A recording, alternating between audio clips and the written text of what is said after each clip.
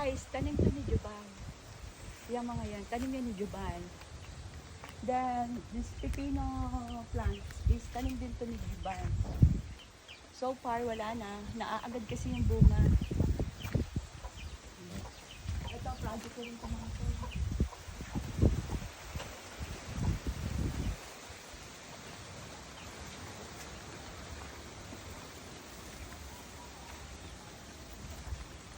My God, may bunga ang pepino Uy, here. papilutan mamaya. Ito? Oo. Ay iisa naman.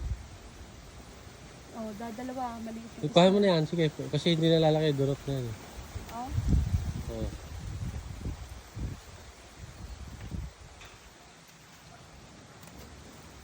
guys, hindi din biro mamitas kasi nakakatibo pala to ng ng kamay. Reject na kasi yun.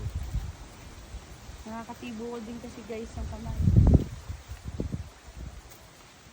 Dad, sa oh, ang mga tari sili, oh. Ay, sayang, Dad. Sino nakaganon yan? Nabinglay. Baka ka. Pwede kaya yan?